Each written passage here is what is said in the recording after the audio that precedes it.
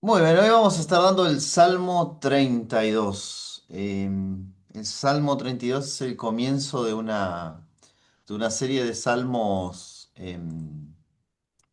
de salmos penitentes, de 12 salmos penitentes, donde el salmista derrama su alma, ¿no? Derrama su alma expresando todo lo relacionado con con el pecado, con la salvación, con el perdón del pecado. Y hoy este salmo nos va a hacer como un resumen de este pensamiento, de esta idea que el salmista nos empieza a transmitir. Esto es un salmo de David.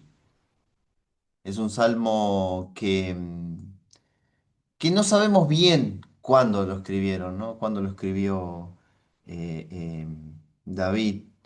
Pero esta semana yo les pedí en el grupo que les pasé unos videos y les pedí que estuvieran leyendo Segunda de Samuel 11 y los primeros 15 versículos del 12, donde suceden todos aquellos hechos con Urías, Betsabé, eh, con el pecado de David, con la confrontación con Natán, que él se lo presenta delante de él y se acuerdan que le hace una parábola y David juzga al hombre de la parábola, el muchacho de la parábola y dice, este hombre debe morir. Y Natán le dice, ese hombre sos tú. Y lo confronta con la realidad, ¿no? A partir de ese momento David tiene un enfrentamiento con su realidad, se enfrenta con su realidad de tal forma que podemos verlo tanto en el Salmo 51 que vimos la clase pasada, como en este Salmo 32, expresados en estos dos poemas, ¿no? Donde David derrama su alma. eh, y vamos a ver en este capítulo, en este Salmo 32, em, cómo trabaja el pecado en nuestra vida y cómo también trabaja el perdón de Dios en nuestra vida, ¿no? Y cómo es una vida sin ese perdón y una vida con ese perdón, ¿no? Entonces vamos a meternos un poco y vamos a ver un poco las palabras que usa David, un poco la forma que él trabaja este salmo, que es muy interesante, muy interesante. El Salmo 32 habla sobre la dicha del perdón, ¿no? Sobre algo,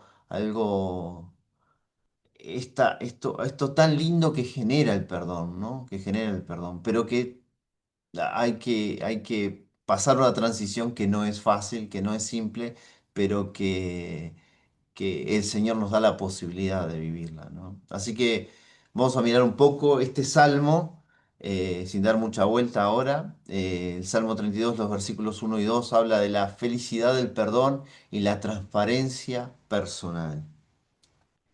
Y dice así el Salmo 32, versículo 1.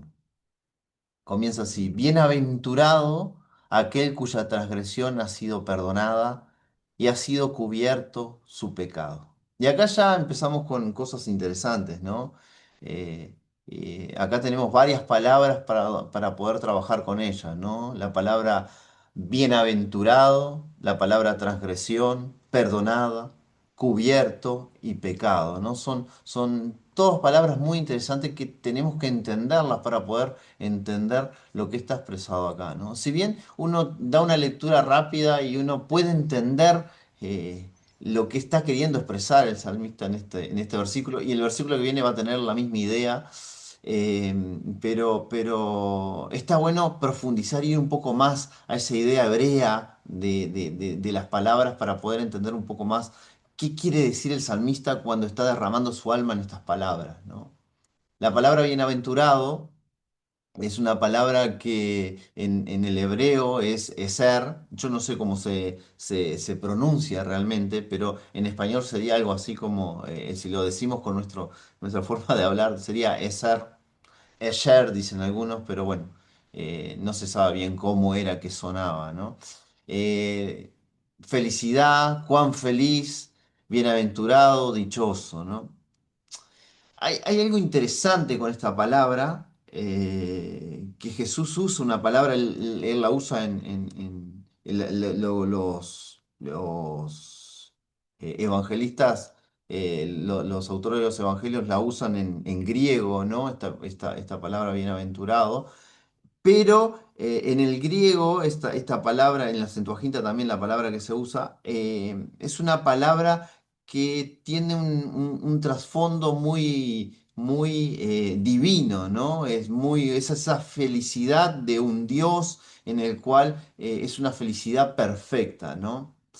Que es lo contrario de lo que es la idea en el hebreo, ¿no? En el hebreo. Por eso cuando Jesús dice las bienaventuranzas, lo da con una idea hebrea, ¿no? Que es esta idea que está acá, es la idea del Salmo 1, ¿no? Bienaventurado aquel varón que fue plantado junto a corrientes de agua, que da su fruto a su tiempo y su hoja no cae, ¿no? El bienaventurado es ese árbol que es plantado junto a esa corriente de agua. Esa corriente de agua es eso que le da vida a ese árbol, lo que nutre a ese árbol. Más adelante vamos a ver un versículo que habla de este tema también, ¿no? Que le da sentido a este tema de vitalidad, ¿no? Que le da vida, ¿no?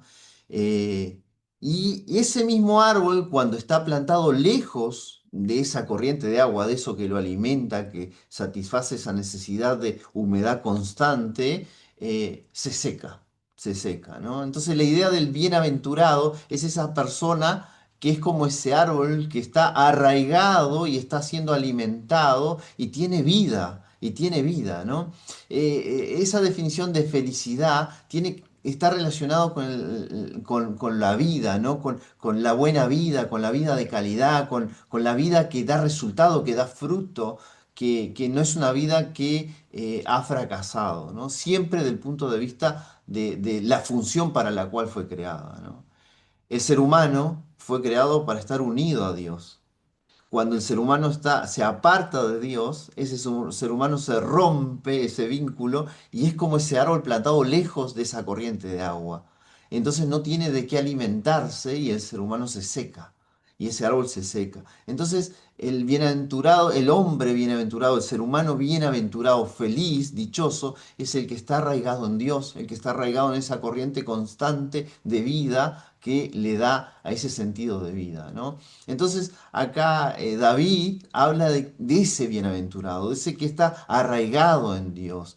Y ese que está arraigado en Dios, la única forma para poder estar arraigado en Dios es todo lo que sigue a continuación. Entonces, bienaventurado es aquel cuya transgresión ha sido perdonada y ha sido cubierto su pecado. O sea, esa persona que está arraigada en Dios, que está asegurada en Dios, que es feliz por tener la condición de vida que tiene por la cual fue creado para vivir, es aquel cuya transgresión ha sido perdonada y cuyo pecado ha sido cubierto.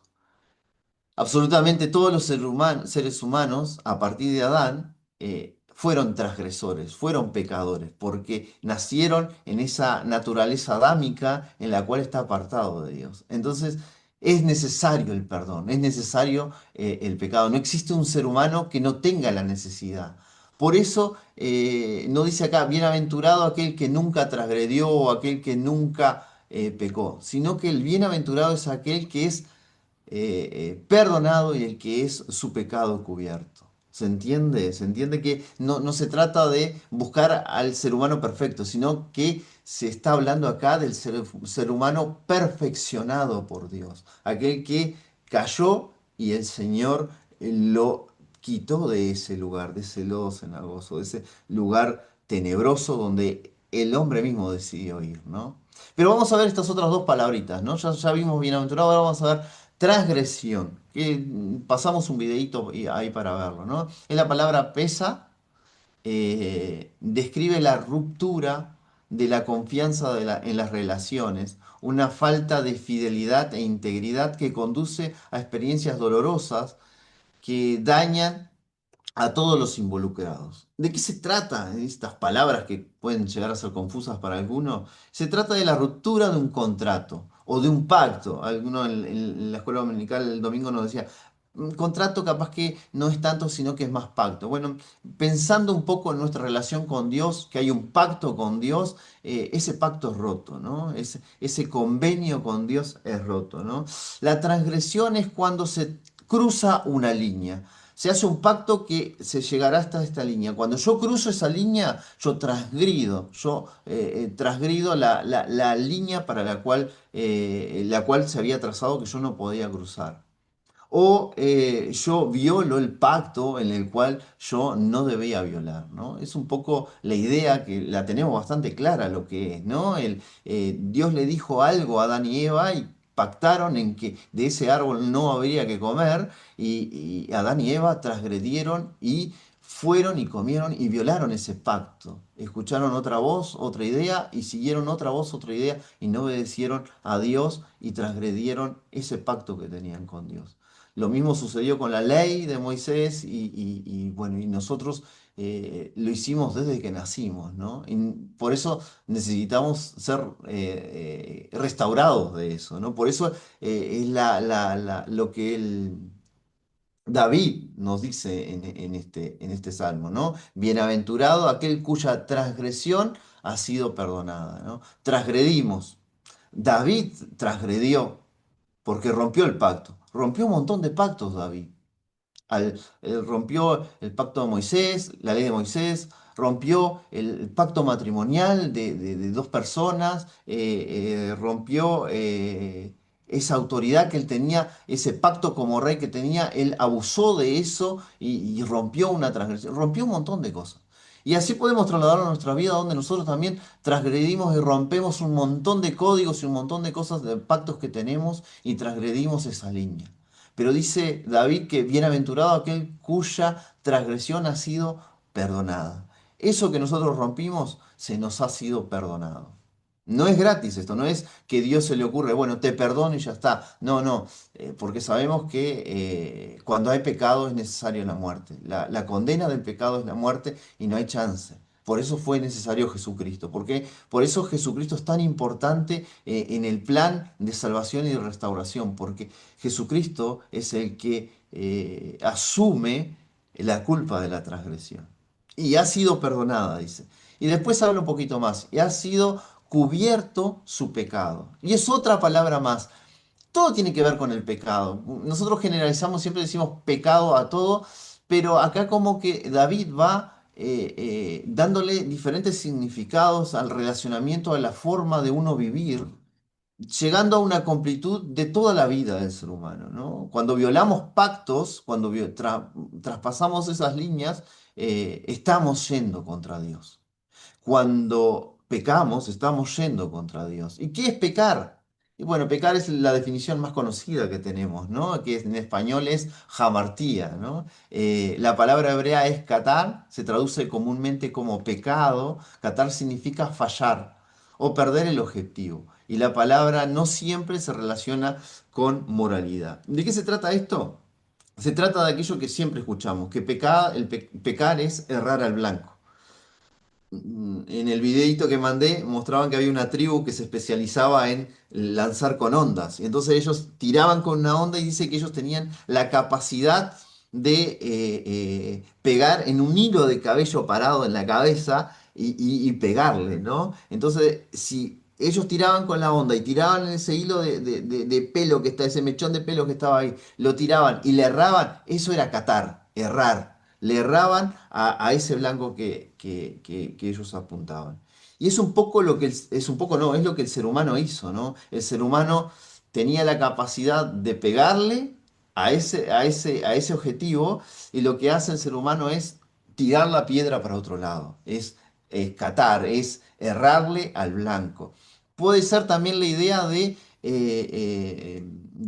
transitar por un camino que podemos llamarlo el camino de la justicia, y en cierto momento nosotros decidimos desviarnos de ese camino y ya perdemos el objetivo, perdemos el camino, perdemos el objetivo y ya fallamos al camino, el objetivo que tenemos como seres humanos, que es andar y transitar por ese camino justo.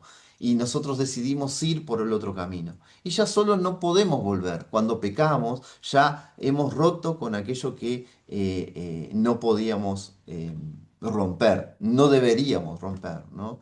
Pero lo rompemos, entonces le erramos al camino, le erramos al blanco, ya no estamos transitando por esa senda de justicia, ¿no? Entonces dice, es interesante cómo lo plantea acá, ¿no? Porque lo plantea que ha sido cubierto su pecado.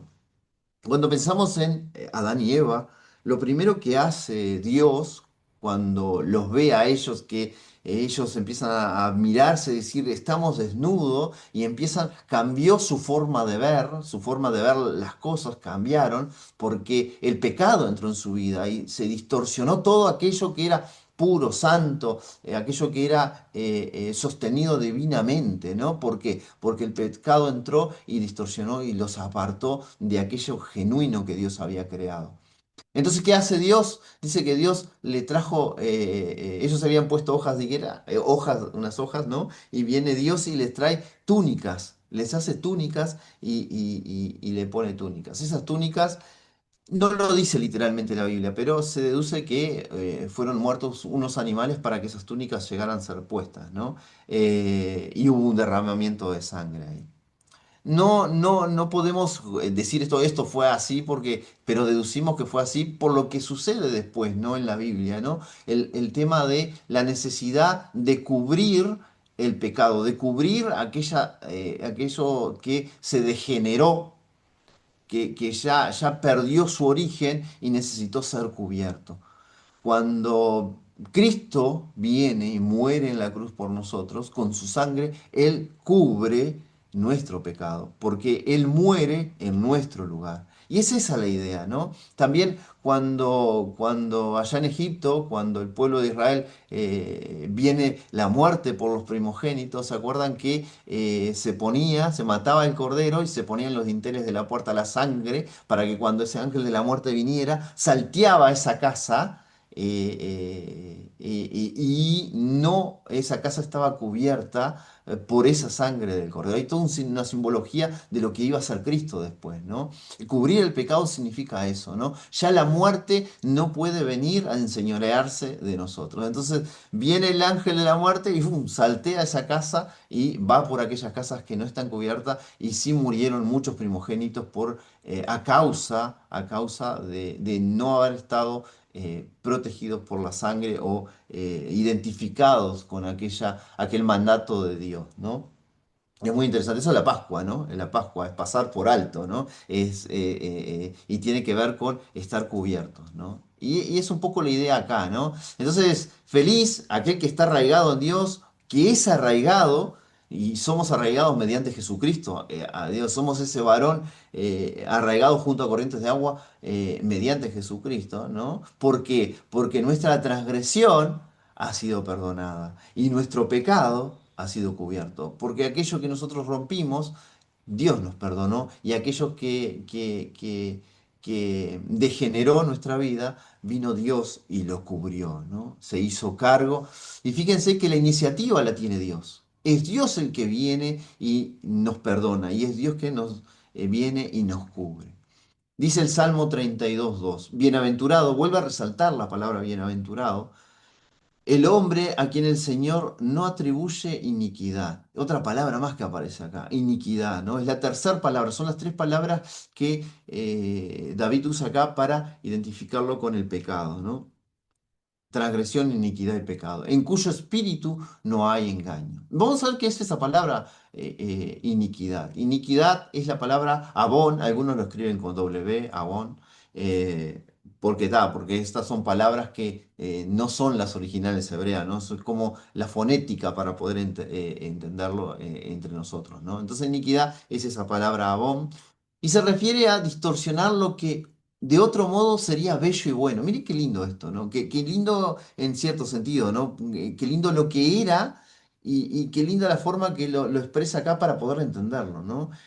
La iniquidad es aquello que distorsiona lo que es bello y bueno. Y lo que es bello y bueno es aquello que Dios creó.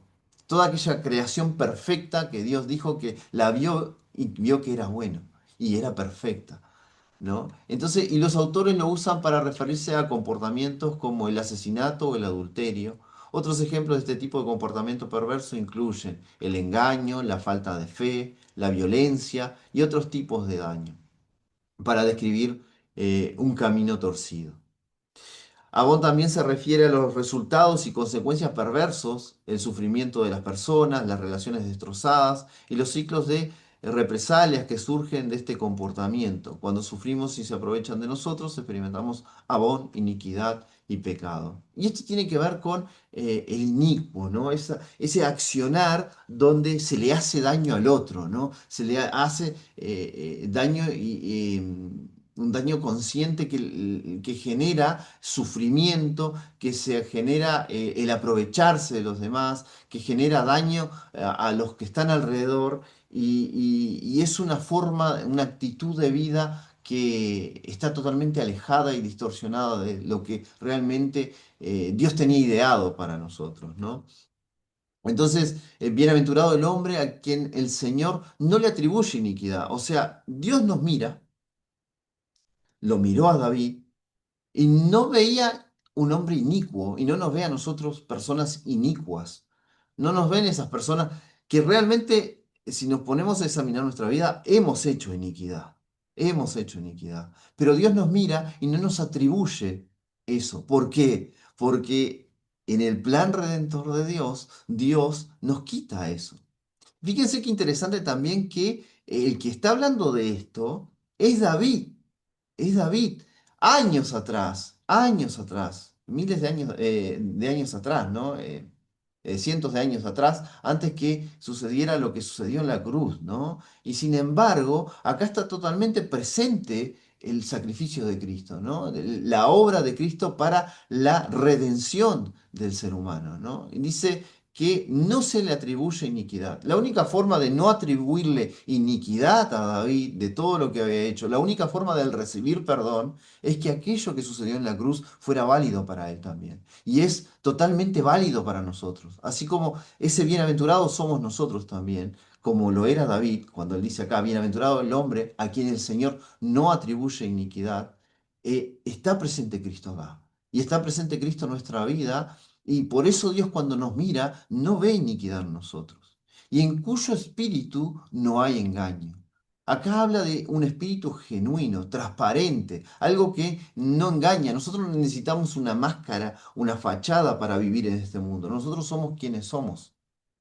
¿Por qué? Porque si Dios nos mira a nosotros y no ve en nosotros iniquidad, si ve, hay perdón de nuestros pecados y hay perdón de nuestra transgresión y nuestro pecado está cubierto, Dios nos ve a nosotros como santos, porque mediante Cristo Él nos ve a nosotros como santos, no tenemos por qué ocultarle nada a este mundo. No tenemos por qué vivir un espíritu oculto, ¿no? Podemos reflejar en nuestras vidas lo que realmente somos. Somos personas perdonadas por Dios, que podemos vivir una vida como este bienaventurado, este árbol plantado junto a corrientes de agua. Hagamos un resumito de estos dos versículos. Primero, vamos a estos versículos. En Isaías 43:25 dice, yo soy, yo soy el que borro tus rebeliones por amor de mí, y no me acordaré más de tus pecados. Fíjense que dice, no me acordaré más. Es Dios. Dios no es que se olvida de las cosas, porque es Dios, nunca se va a poder olvidar, Dios se acuerda de todo lo que sucedió siempre. Pero ¿en qué sentido lo dice acá? Es que no va a tomar en cuenta más nuestro pecado. ¿Por qué? Porque nuestro pecado ya no tiene validez, porque alguien ya pagó el precio de nuestro pecado. Entonces, muchas veces, y acá vamos a hacer un énfasis, muchas veces nosotros transgredimos, pecamos, hacemos cosas que no debemos hacer, le erramos al blanco, ofendemos a las personas como cristianos. ¿Y qué hacemos? El Espíritu Santo viene, nos llama la atención y en vez de enseguida, en el momento, pedirle perdón a Dios, ir al hermano y arreglar la situación con él, nosotros dejamos pasar el tiempo. Dejamos pasar el tiempo porque porque soy culpable, y le voy llevando, que vamos a ver un poquito más eso en el versículo adelante. Y en vez de solucionar eso, nosotros lo que hacemos es estirar la cuestión.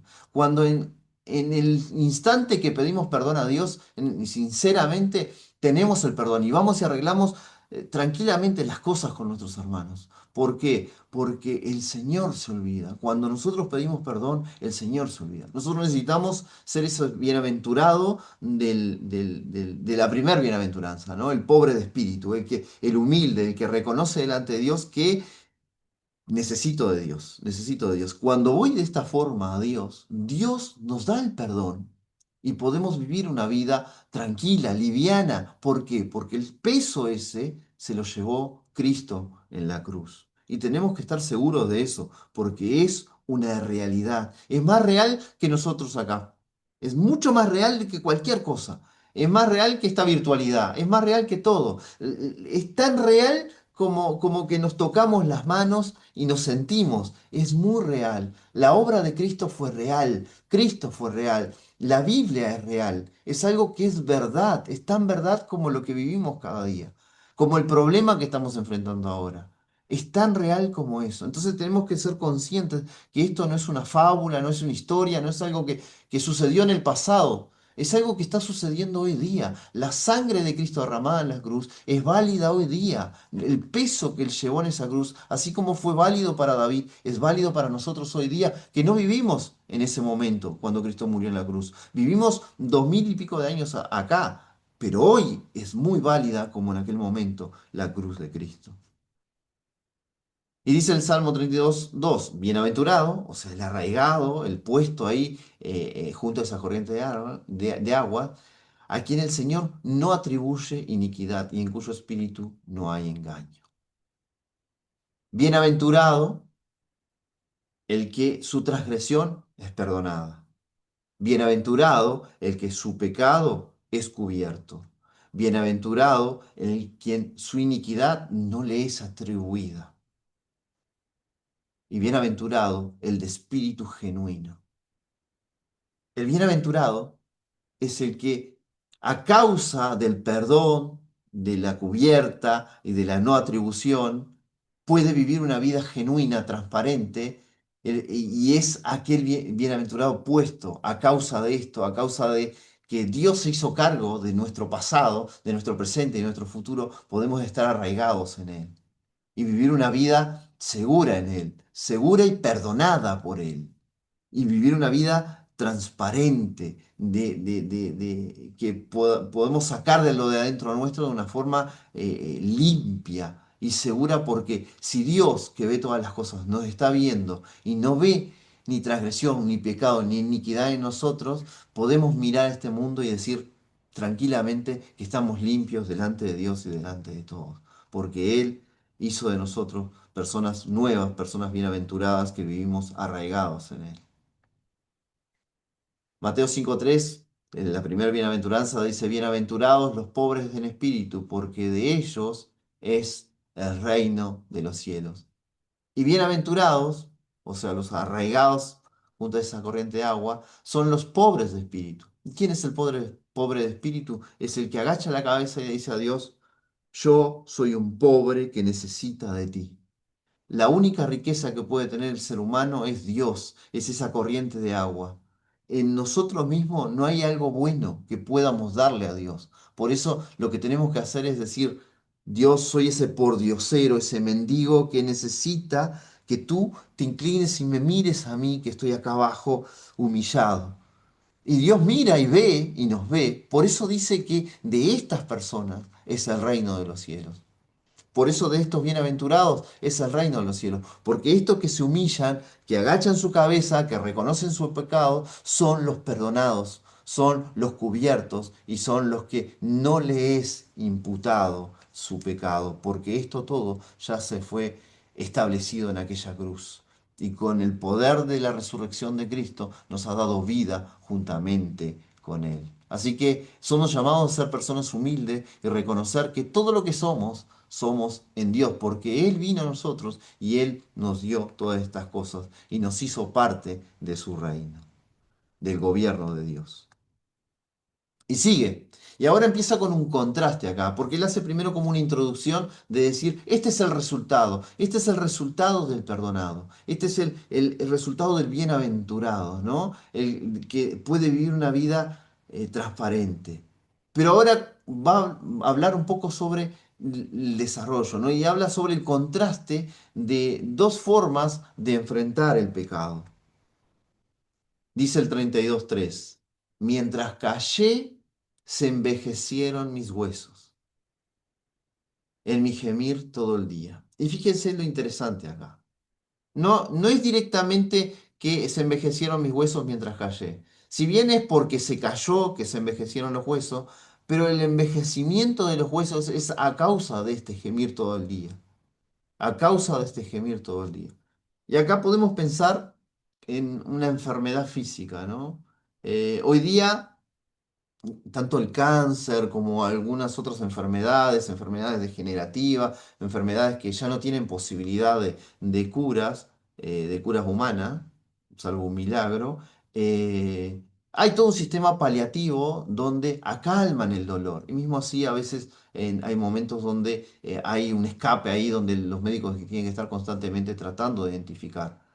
Pero antes no habían esto, habían otro tipo de drogas, otro tipo de plantas que se usaban, y bueno, siempre se trató de calmar el dolor. ¿Por qué? Porque el dolor de estas enfermedades, úlceras, cánceres y cosas, son tan fuertes que afectan todo el cuerpo, a todo el sistema, al organismo. Entonces, la idea acá de gemir todo el día es la idea de ese enfermo gimiendo a causa del dolor. Y ese dolor desgasta el cuerpo, desgasta el cuerpo. Y vemos cómo un enfermo terminal va en ese camino de desgaste, ¿no? En ese sentido, el pecado tiene la misma idea. El pecado es ese cáncer en el espíritu, en el alma, que va dándole ese gemir todo el día, le va causando ese dolor al ser humano todo el día. Y eso va generando el envejecimiento de los huesos, ¿no? El envejecimiento del ser humano en sí, ¿no? Hay como un desgaste en la vida, en el espíritu, en el alma, hay un desánimo, hay un decaimiento, hay una depresión. Todo eso es a causa del pecado, a causa de ese cáncer espiritual, ¿no? Que genera también en enfermedades físicas, ¿no? También genera enfermedades físicas, ¿no? Pero surge toda esa depresión, todas esas cuestiones. Pero ¿cuál es el motivo de todo eso? Y el motivo de todo esto es lo que está en letra roja acá. Mientras callé, hice silencio, oculté. Fíjense que el versículo anterior termina hablando de ser una persona genuina que saca hacia afuera algo que tiene adentro porque ya lo tiene perdonado, ya no tiene nada que ocultar.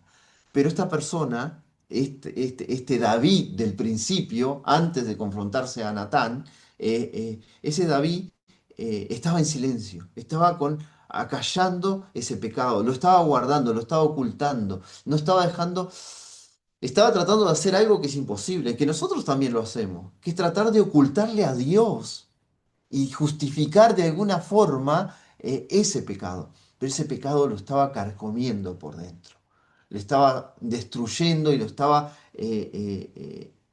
haciendo envejecer, ¿no? Haciendo desgastarse poco a poco, ¿no? Y esta es la idea, esta es la idea. Y fíjense lo que dice el versículo 4, porque de día y de noche hay un contraste y a la vez que hay un contraste y una completud de que es constantemente, todo el tiempo, se agravó sobre mí tu mano. Mi vigor se convirtió en sequedales de verano. Y fíjense acá algo interesante. Esta primera parte es que es en todo momento. No había un momento de sosiego, sino que era constantemente esto que estaba sucediendo. ¿Y qué era lo que estaba sucediendo? Dice acá, se agravó sobre mí tu mano. La palabra que se usa acá en el hebreo para agravó podría traducirse también como abrumó, ¿no? Que quiere decir someterse a una gran presión, como que la mano de Dios está generando una presión sobre esto, ¿no? Sobre lo que está sucediendo, ¿no? Es una presión, pero es la mano de Dios la que está acá. Es la mano de Dios. Y hay como, podemos pensar en juicio, pero también podemos pensar como es el Espíritu de Dios poniendo en evidencia aquel pecado y mientras no hay un reconocimiento, mientras sigo callado, es como que duele más porque me estoy quedando en evidencia delante de Dios. Y Dios aprieta cada vez más y nos deja cada vez más en evidencia delante de Él. Y dice que mi vigor se convirtió en sequedales de verano. Acá esta palabra vigor, que la traducen para que en español se entienda un poco más, está hablando sobre la salvia que corre dentro. Dice, es la salvia, se convierte en sequedad de verano. Pensando en ese árbol, es el árbol, cuando, el ser humano cuando peca es como ese árbol que se aparta de las corrientes de agua y no tiene de qué alimentarse. ¿Por qué? Porque está apartado de Dios. Y esa salvia no tiene cómo nutrirse, no hay una humedad para nutrirse, para poder generar ese follaje verde, para poder generar el fruto. No puede. Entonces, este vigor que tiene que ver con esa salvia, con esa vida que corre dentro, se convierte en sequedal. Y tiene de verano, y tiene una idea de muerte, ¿no? Tiene una idea de muerte, de no producir, de una vida vacía, de una vida infeliz, de una vida amargada. A causa todo es de el pecado, a causa de callarme y no confesar, de cerrar mi boca. Y acá es interesante porque dice Selah. Esto es como una pausa.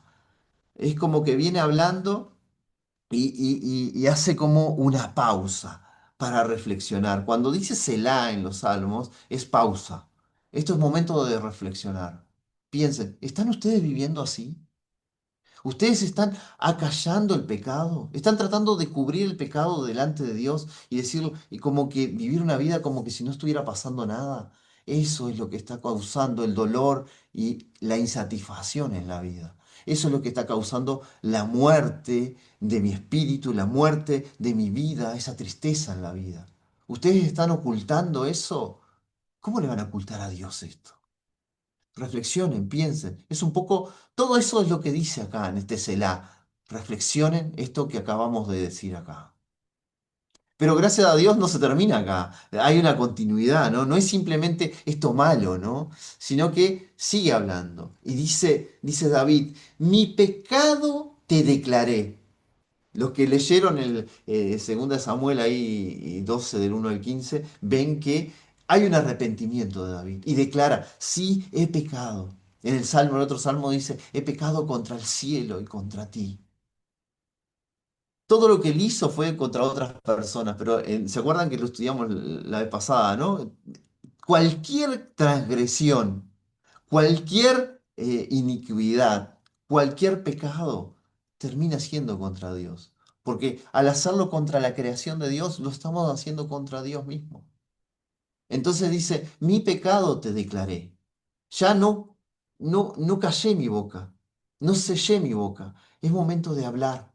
Es momento de sacar afuera aquello que Dios ya sabe. Mi pecado te declaré. No encubrí mi iniquidad. Ya no traté de justificar aquello que hice mal. Ya no lo cubrí más. Dije, confesaré, hablaré con mi boca. Confesar es decir con mi boca aquello que Dios ya vio, ya sabe. Es volver a decir con mi boca, es repetir con mi boca aquel hecho que sucedió y Dios ya sabe. Es confesarle a Dios, es reconocerle delante de Dios mi rebelión, mi transgresión al Señor. Y tú perdonaste la maldad de mi pecado. Nuevamente, Él pone las tres palabras acá, iniquidad, transgresión y pecado. Y nuevamente está la solución de parte de Dios.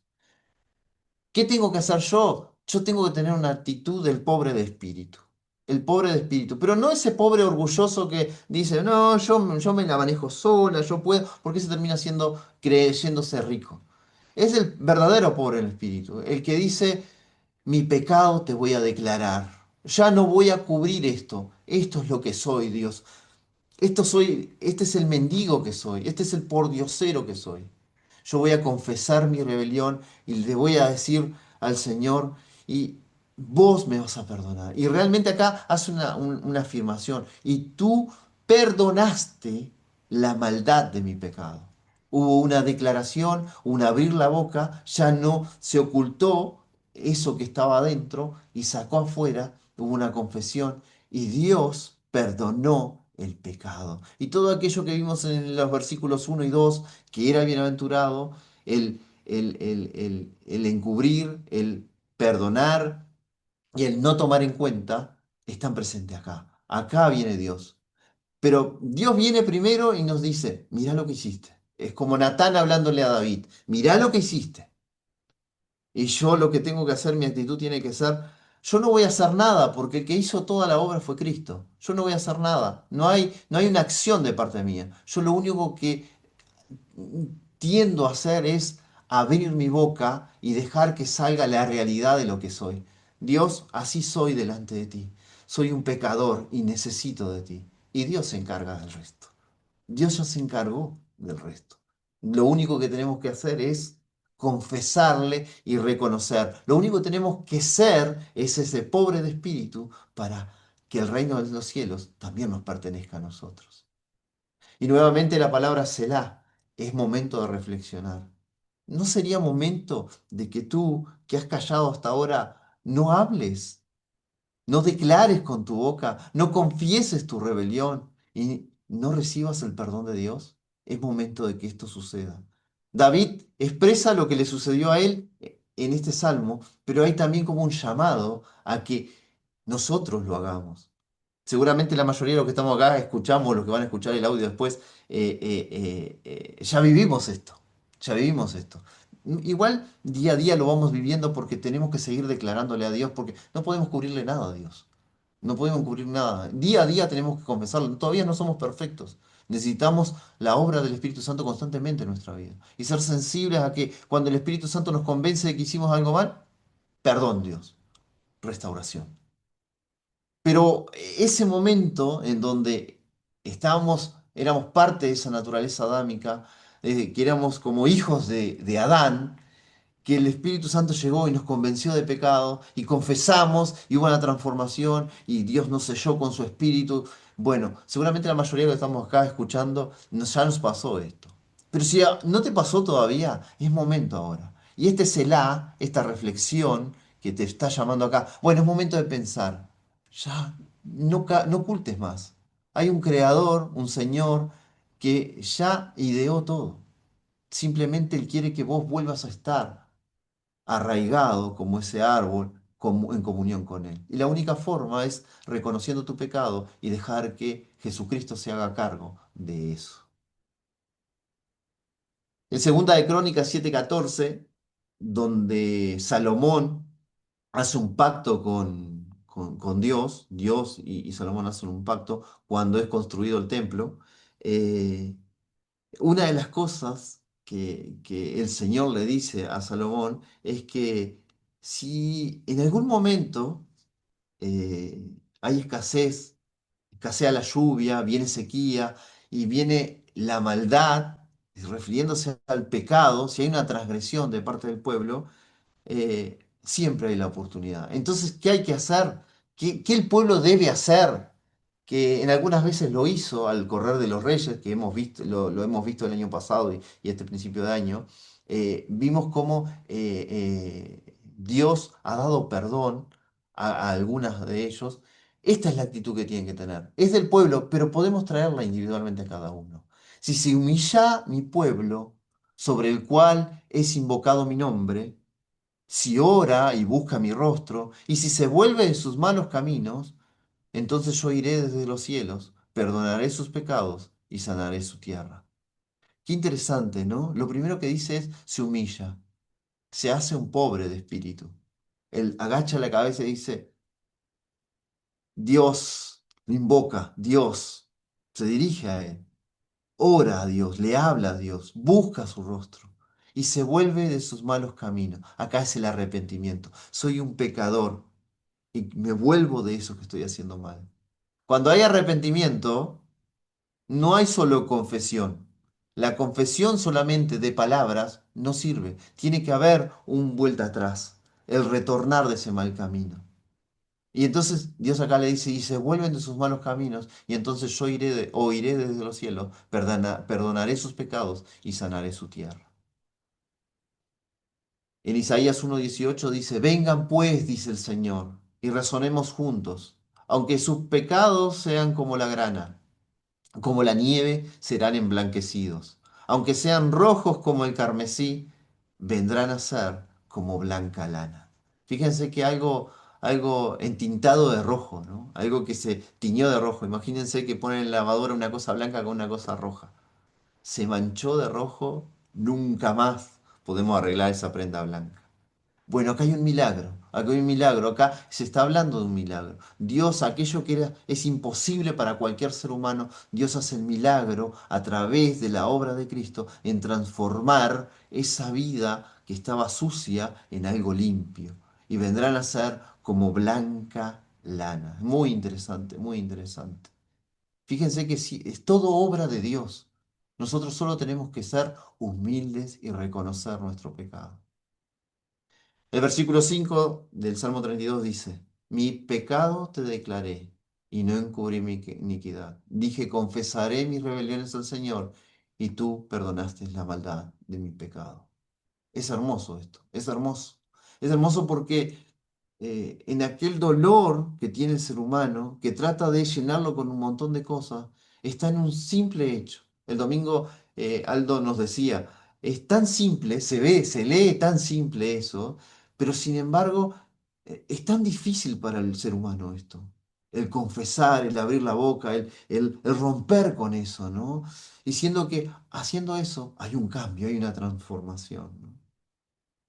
El versículo 6 dice, por eso orará a ti todo fiel en el tiempo en que puedas ser hallado. Fíjense este detalle, ¿no? Dice, en el tiempo en que pueda ser hallado. Si hay un tiempo para que Dios pueda ser hallado, hay un tiempo para que Él no pueda ser hallado. ¿Cuál será ese tiempo? Ese tiempo es la muerte. Ya la muerte es el límite. Ya cuando nos morimos ya no tenemos más oportunidad. Necesitamos de la restauración de Cristo, la restauración de Dios en nuestras vidas, antes de encontrarnos con la muerte o antes de la venida de Cristo. Eso siempre hablando a aquellos que no han dado su paso de fe, ¿no? Por eso es para reflexionar, para pensar, ¿no?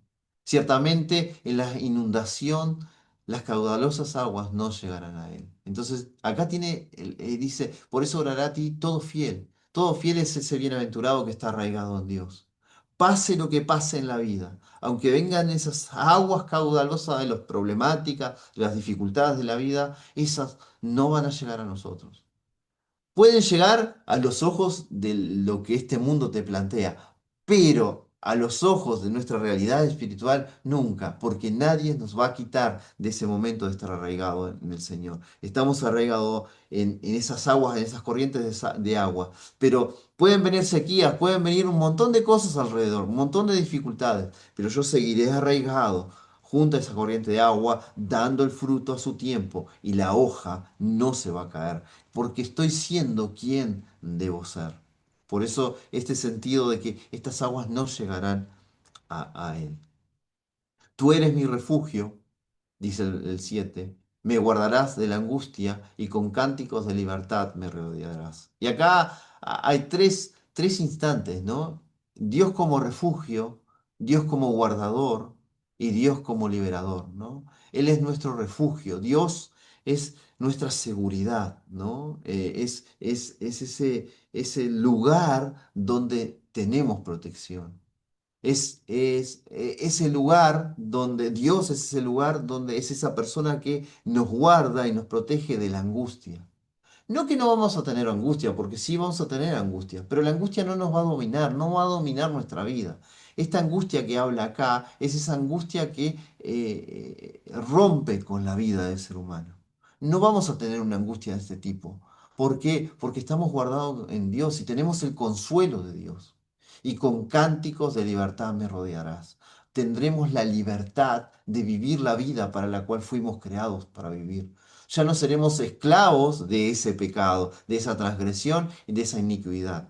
sino que vivimos una vida libre y rodeada de esa libertad que nos da Dios. Y es interesante porque estas tres formas de ser de Dios con nosotros tienen que ver con sus nombres también. Cada una de estas formas tienen que ver con nombres de Dios, que tienen que ver con su característica, ¿no? Hacia el ser humano. Y esto es el deseo de Dios para todo ser humano. Esto es el deseo de Dios. Pero el tema es que el ser humano es el que decide no venir a esto. Es el que decide callar su boca y no reconocer delante de Dios sus transgresiones.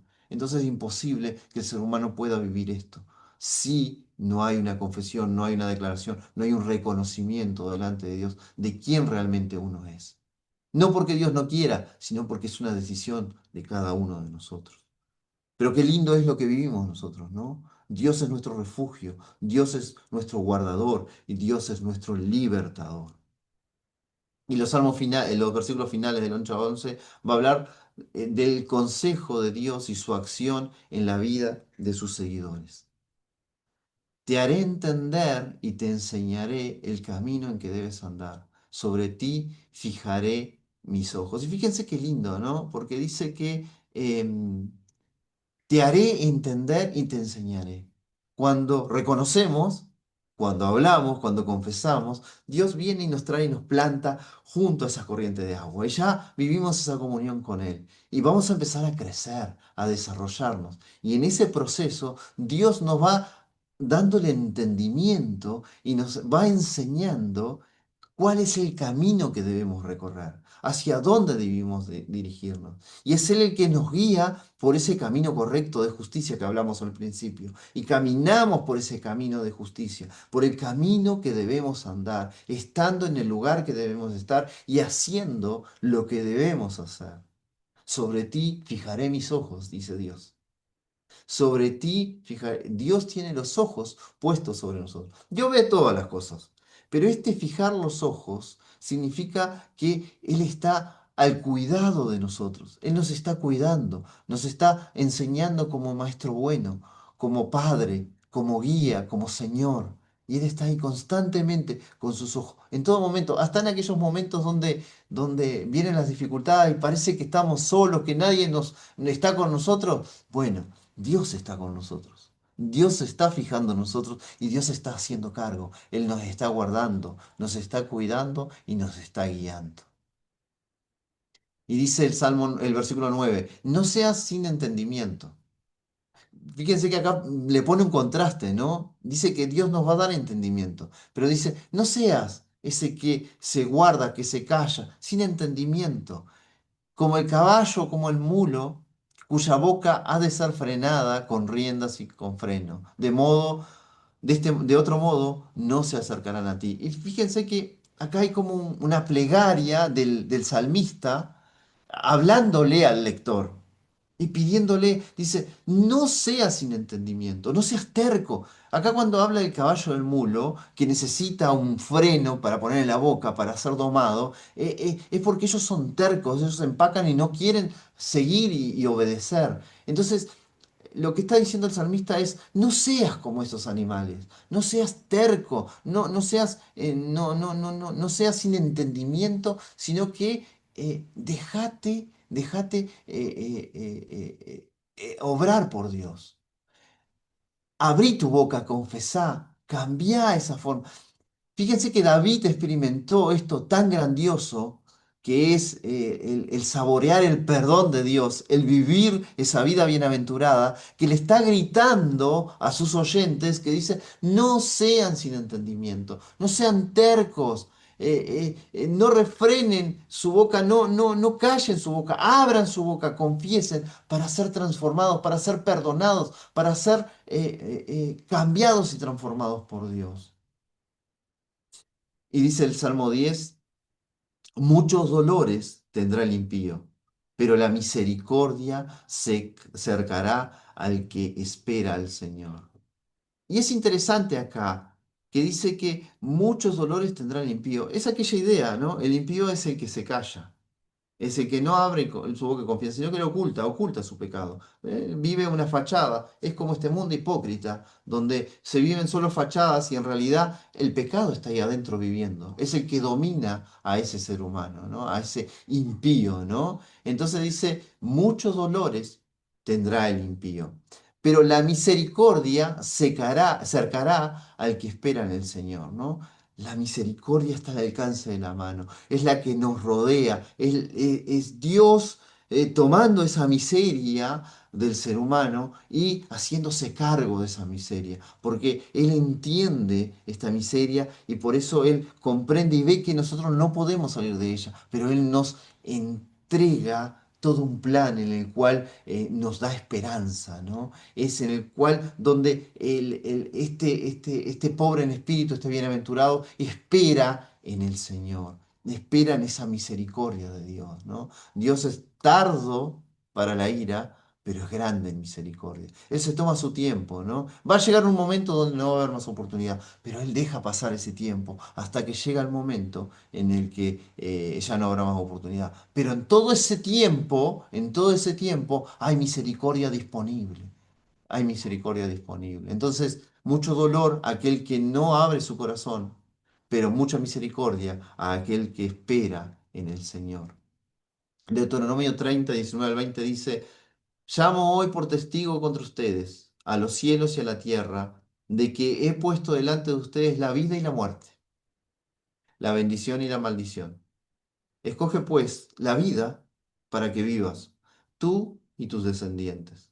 Ama al Señor tu Dios, escucha su voz y siéndole fiel, porque Él es tu vida y porque Él es tu vida y la prolongación de tus días, para que habiten en la tierra que el Señor juró que habitaría y había de dar a tus padres, a Abraham, Isaac y Jacob. Pero fíjense esto que interesante. He puesto delante de ustedes la vida y la muerte, la bendición y la maldición. El ser humano se enfrenta a una decisión, o cerrar su boca y ocultar su pecado, o abrir su boca y confesar para que Dios transforme su vida. Dice, escoge pues la vida para que vivas, tú y tus descendientes, amando al Señor tu Dios, escuchando su voz y siéndole fiel.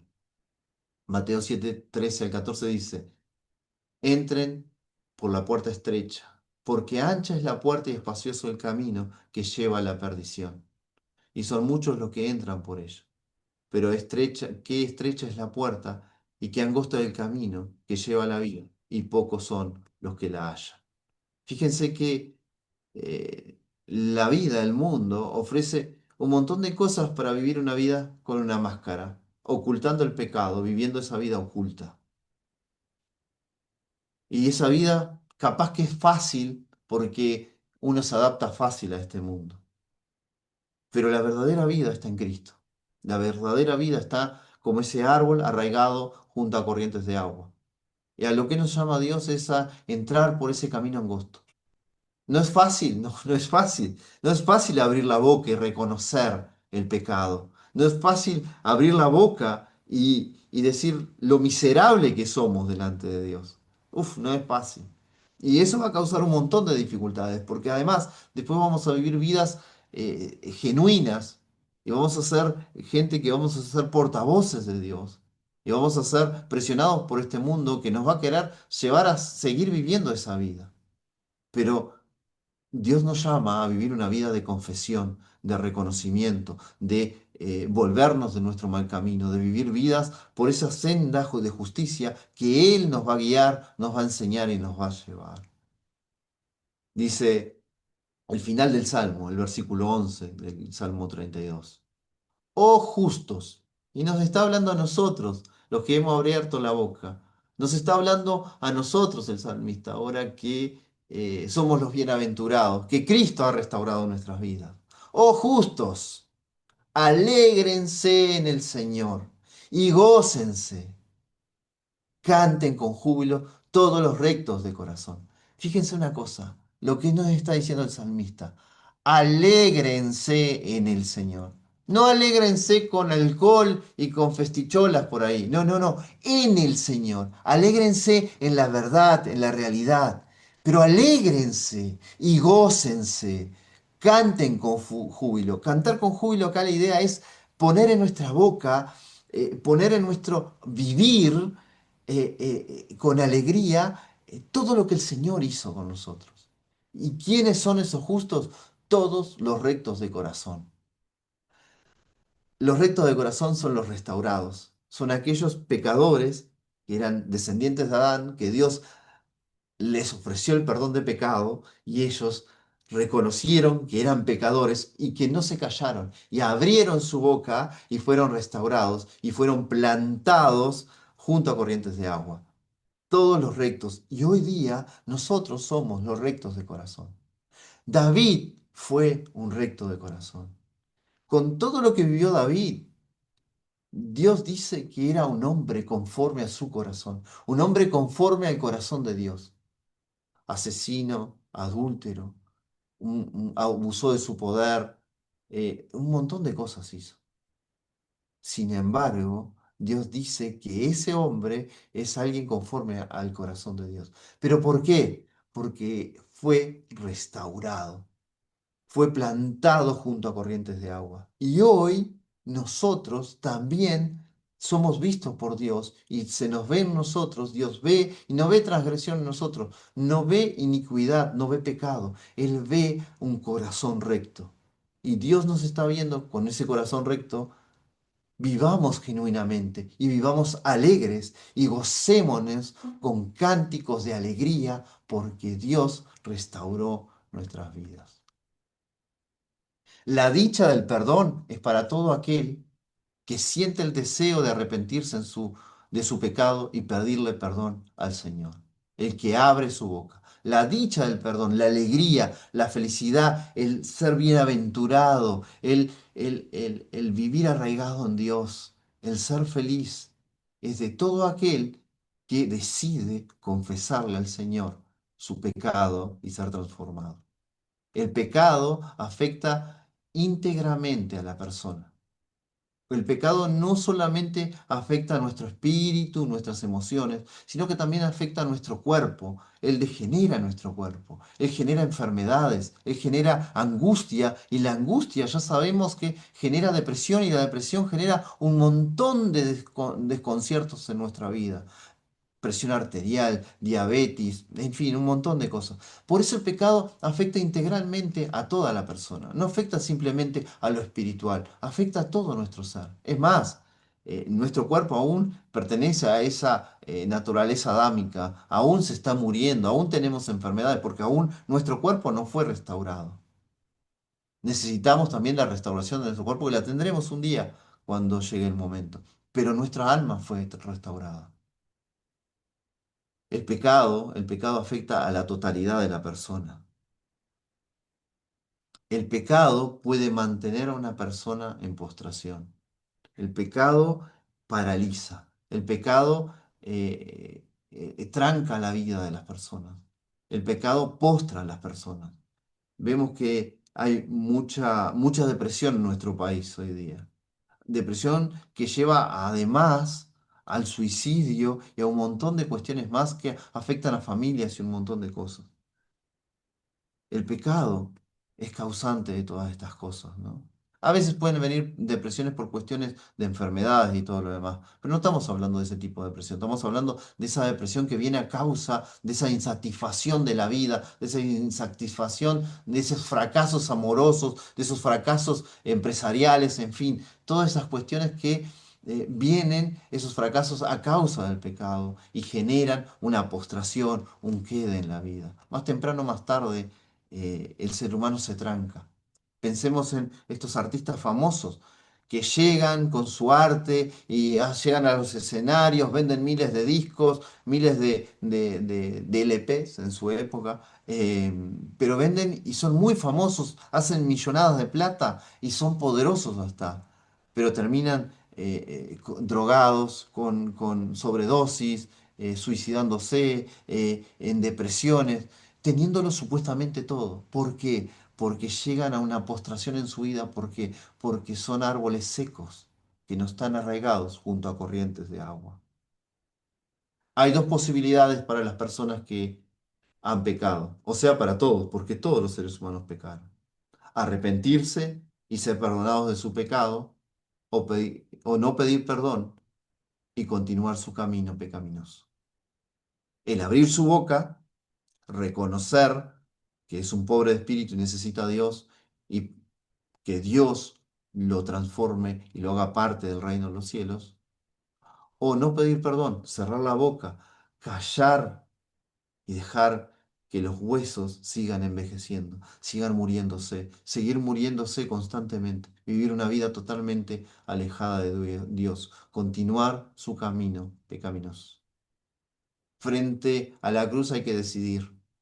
Unos deciden por no y otros deciden por sí. No vamos a entrar por qué lo deciden, pero sí hay una decisión que tomar. Sí hay la decisión, o abro mi boca o la cierro. ¿Qué vamos a hacer nosotros?